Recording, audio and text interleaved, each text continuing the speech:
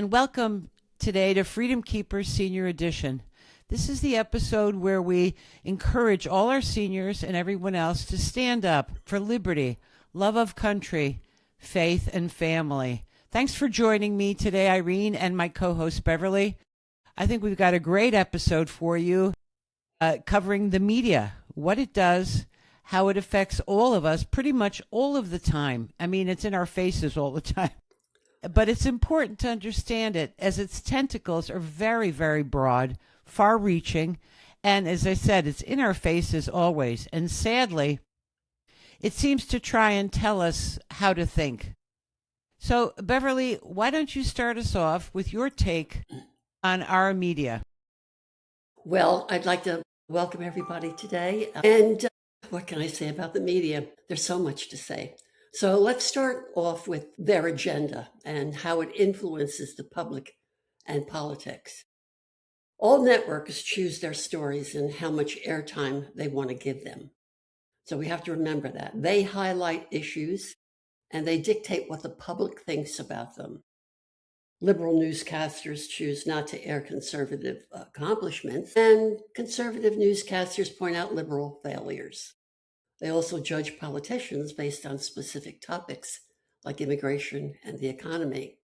So let's take a look at some of the networks: CNN, MS Now, CBS, NBC, and ABC. They're all liberal journalism. And I should stop there. It's not journalism, they're commentators. They're liberal commentators. So let's get that point across. Journalism is completely different. And then we have Fox, Newsmax. They are part of the conservative commentators. News Nation, they're middle of the road commentators. Now, what's their agenda? What becomes important to them? Not really to you, but they'll make it look like it's important to you. They have a selection of words and imagery that affect how viewers perceive an event. The media source may lean conservative or liberal, and it influences their audience according to their political leanings or ideology. Now, there's such a thing called framing. And how is this issue understood? Let's take a look at it. The media just doesn't tell people what to think. It also influences them how to interpret it. For instance, Irene, we have something called policy failure versus unprecedented challenge. And I'm going to give you an example of that. Just recently, the administration reduced funding from the Department of Health and Human Services along with the CDC. And it prompted the CDC to reduce personnel that oversees foodborne illnesses. At present, we're seeing the outbreak of cyclosporiasis that has been making people ill in our country.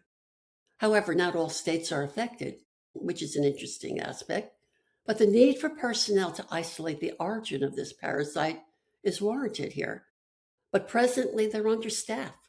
So what do we have here? We have policy failure. The CDC has isolated some states that were caused by shredded lettuce from Taylor Farms that was sold to Taco Bell. But they have not isolated other states that have the same problem, that are not related to Taylor Farms or Taco Bell. That's the unprecedented challenge. So we see what we have here: policy failure, unprecedented challenge. Mm-hmm. Right now, they're looking into the water supply because they know that this parasite is from, listen up, human feces that possibly has contaminated the water supply for these veggies. Interesting, isn't it? Mm-hmm. So because of this policy failure, we have an unprecedented challenge. However, if you listen to the media, every station you tune into has a different catch on what's happening. Could there also be some sort of conspiracy that's going on, Irene? Think about what happened in 2020 and the outbreak of COVID-19. For the longest time, they wanted us to think it jumped from bats to humans, which was all part of that wet market in China, and not a lab leak. Right now, Dr. Fauci is being interviewed by Congress. So it's going to be very interesting next couple of days how he's going to lie his way out of this, or try to lie his way out of it. I don't know. Do you remember that? Do you remember all these things? Boy, do I ever. That horrible, horrible period of COVID in our lives where media played a huge role as we were all stuck inside for so long. So we watched and listened to it constantly. Right. But you spoke about the media influence. I'd like to talk about influencers, which is really a hot topic these days, and their role in trying to shape the way we think. So, who are these influencers?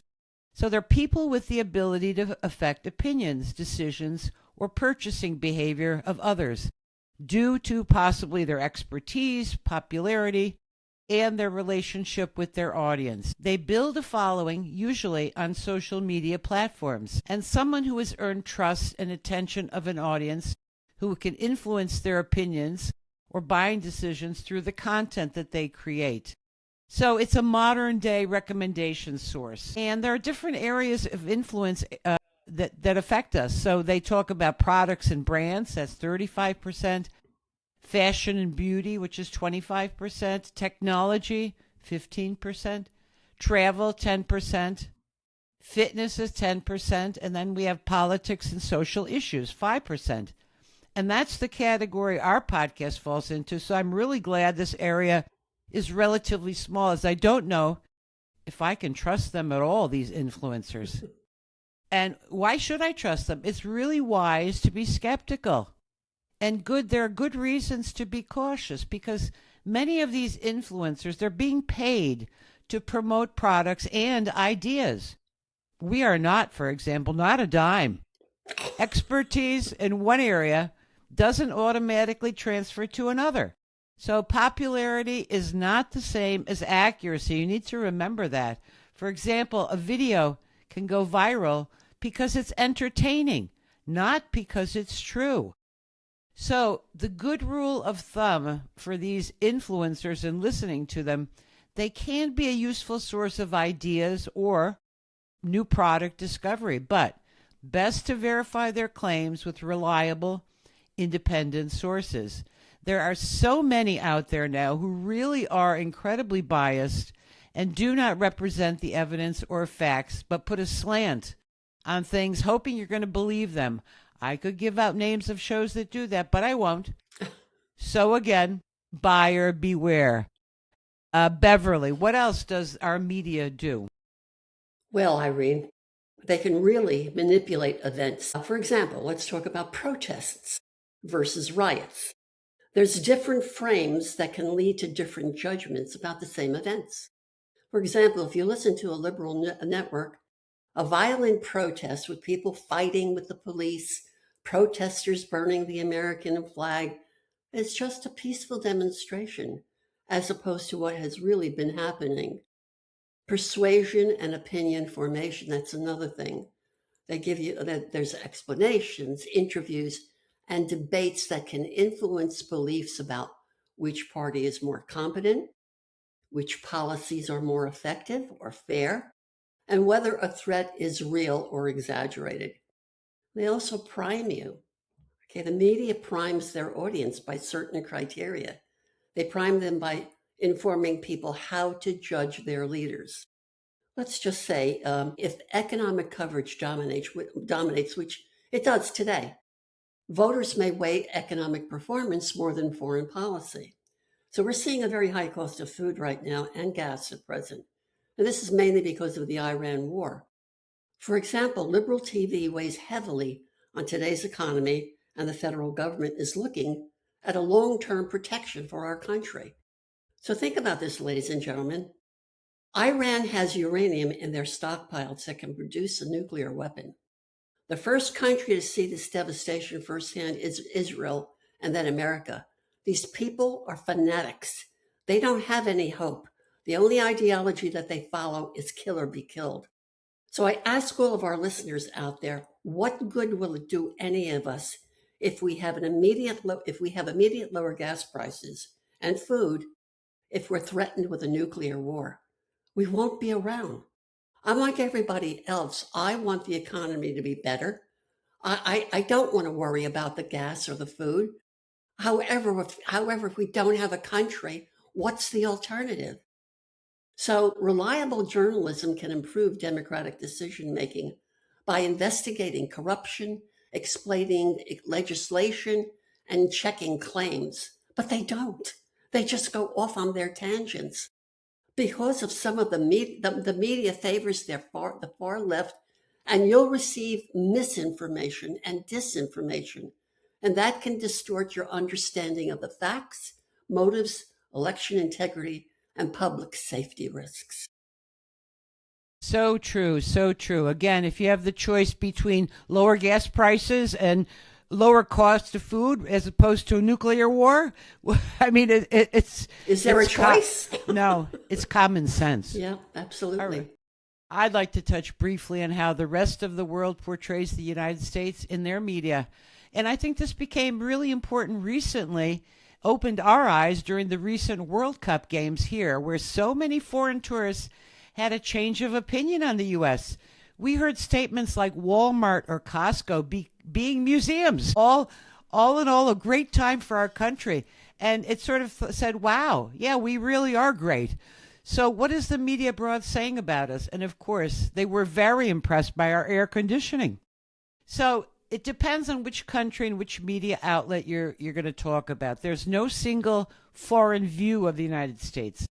Coverage varies by political orientation, national interests, and current events. In general, foreign media praises us, the United States, for leadership in technology and AI, scientific research, higher education, entrepreneurship, cultural influence, movies and music especially, innovation, and venture capital. However, they criticize us, recurring criticism, political polarization, gun violence, because we have guns, healthcare affordability is very high, economic inequality, foreign military interventions, partisan gridlock, misinformation, and social media. So what's really important to know? Foreign news organizations often focus on dramatic or consequential stories, just as U.S. media, they tend to emphasize conflict and crisis as well. So they have that in common. And as a result, international coverage can leave audiences with an impression that American life is dominated by political conflict, even though much of everyday life receives little or no attention. And our media does the same thing. So different outlets also reflect their own country's political cultures and editorial priorities. So coverage of the same U.S. event can differ substantially from one nation to another. Personally, my opinion, I feel the American media spends way too little time on overseas news. We need to be more aware of what's going on around us in the world. We are kept in the dark about that, and I don't understand why. And the fact that our media is very heavily biased. Do you agree, Beverly? Well, let me just say that they like to put a lot of emotional impact into their viewership, and it's amazing what they do. Media can increase political engagement by making events feel very urgent through, oh my heavens, compelling storytelling, dramatic visuals, and live coverage. For example, just recently I was watching a CNN program, and they were running charts on what is driving the Iran war. And these commentators were so excited. They were very animated. They offered very negative reports that the Iran war is unpopular with 68% of the people in the United States, compared to the war in Iraq, which was years ago under Bush at 58%. I mean, what's the comparison here? They're overly dramatic in their presentation, but they build momentum. So compare this to Fox News that generally supports the military conflict with Iran, along with some commentators expressing frustration over the strategy of the ongoing strikes. They're looking for a peaceful solution. The difference is in the delivery and the drama that is presented. Emotional content can also intensify anger, fear, which may increase turnout among supporters. And we see that all the time in these protests and all. The more emotional these commentators are, the more angry the protesters are out there, and the more destructive they become. Think about it. Ladies and gentlemen, just Google it, and you'll see a world of information out there. And there's also gatekeeping and network effects, especially online. You have traditional TV, and I'm talking about the days And I know a lot of you out there, a lot of seniors remember Walter Cronkite, and he presented the facts that were presented and not their interpretation. They were the gatekeepers. Now we have social media like Meta and TikTok and Instagram, and they're the ones that change the distribution of algorithms and engagement metrics. They can amplify a situation or polarize the content. And a case in point is George Floyd. Remember him in 2020? My God, this is a guy who has had multiple felonies, and they made him out to be like a living saint. And it was like totally unbelievable. It was like a media circus. So, and we don't know to this day what really truly happened, ladies and gentlemen, because it's been distorted by the media. Irene, I think this is your opportunity to talk about podcasts, Irene. Right. Yeah, that George Floyd thing still is talked about by the left with great reverence. So let's talk about the rise of podcasts. One of the biggest changes in media over the past 2 decades, that's 20 years, is the podcast. It started as a niche hobby. It's now a global industry. They have an audience of hundreds of millions of listeners, and there are millions of podcasts. And it's changed how people consume the news, entertainment, and education. Started in 2000 from a simple idea, delivering audio files over the internet. Podcast comes from the word iPod from Apple and broadcast in 2004 for the first time. Because anyone could publish a podcast, it democratized audio broadcasting almost the same way blogs have done for writing. And it started with a serial broadcast in 2014 that brought it all into the mainstream. It was an investigation into a real murder case. This attracted millions of listeners. And podcasts could rival television in storytelling. They were enthralled. So after this, podcast listening grew rapidly. So why is it so popular? Well, first of all, it's very convenient. It's on-demand access. You don't have to tune in at a scheduled time like you do with TV. Huge variety, authenticity. Feels more personal than traditional media, and very low production costs.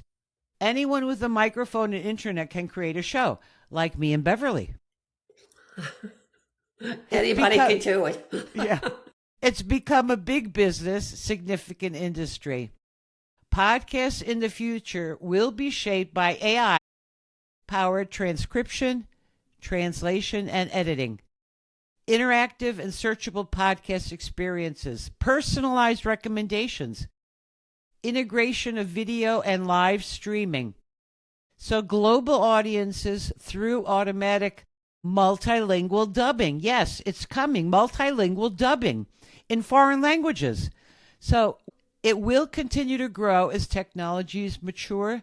It will become more and more popular, and creators will be able to reach audiences across different languages and platforms while keeping the conversational format that made it popular in the first place. It's a given form of our media today that many of us go to. You can't ignore it. But, Beverly, do you think we can trust our media? Oh my goodness, legitimacy in the media and trust in democracy. Well, let me tell you something. There's repeated claims of corruption or election legitimacy, especially when unchecked, and that can erode trust. Recently, President Trump spoke about election interference from other countries.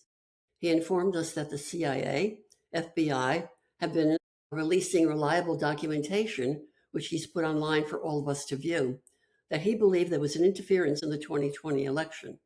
The Democratic Party has constantly denied this, but will not vote for the SAVE Act in Congress. This leads me to believe that there may have been cheating, because the SAVE Act will have anyone submit an ID to vote along with United States citizenship. I'm willing to step up to the plate.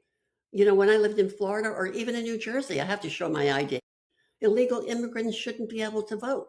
Recently, I have to say this, in New Jersey, our illustrious governor came out with something that she discovered, that there were 6,500 illegal immigrants that were on the voters list. How did this happen, Irene? 6,500 people.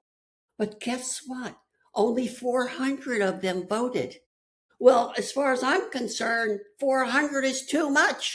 Yeah. So, Yeah. but I really think that this is the deflection for the Democratic Party to say, look, we're on top of it, guys. We're doing something about it. And it's hiding the real culprit. Okay. There is cheating going on, ladies and gentlemen, and they've proven it by coming out and stating it. Sure. Yep. So lower trust can weaken democratic norms. What is the media doing about it? Okay, what's their influence? There should be fact-based reporting, not their own biases. Allow the people to interpret this information themselves. They shouldn't take political sides. Just report the facts. Politicians use the media to promote their own agenda. The Democratic Party is no longer the Democratic Party. It's the left-wing Democratic Socialist Communists. When you guys are going to wake up, I have no idea, but I hope it's soon. They should be transparent, the media. Unfortunately, they are not. Why is it that there's so much insider trading? Okay, guys? Why are these career politicians all millionaires? And the media hides this too. Are they getting paid off? Of course they are. Listen, I got to tell you something, guys. There's no free lunch, but there's a free lunch for some people, and that's our career politicians. Right. What do you think, Irene? Well, do Americans believe our media? Ha ha. Surveys show that trust in mass media is near historic lows. Recently, only a third of Americans said they had a great deal or a fair amount of confidence that our media reports the news fully, accurately, and fairly, while a majority report having little or no trust. Our polarized political issues lead our trust in the media, and the ratings prove this out. For example, Fox has 2.26 million viewers. MS Now is 1.01 million.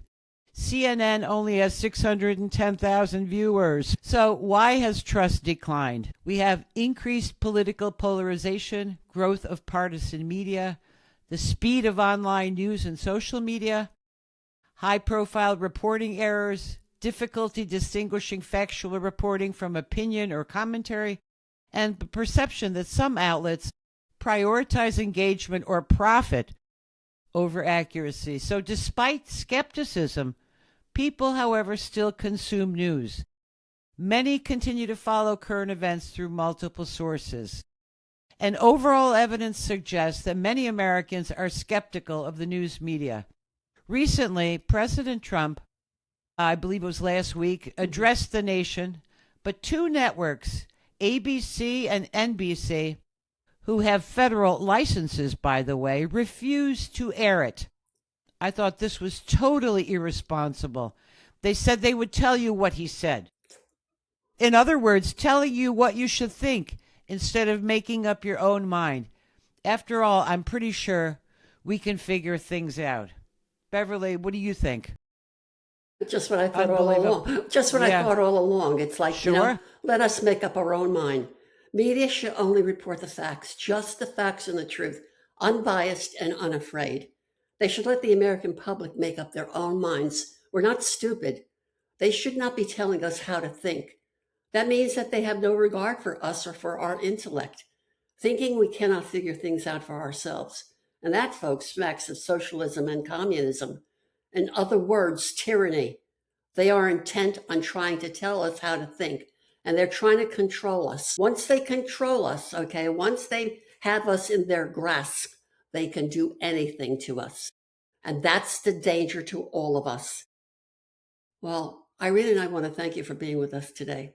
There's a lot to think about, but we need your help. Please subscribe to our YouTube channel. We need you, and we need you to help us grow and share our important information with all of your friends and family. So please, we will continue to bring you these important messages, but as I said, we need your help. Next time, we'll be bringing you an episode entitled Government Secrets. That should be very interesting, shouldn't it? It's a good show, yeah. Till next time, take care. Thanks, everybody. Bye-bye. Bye.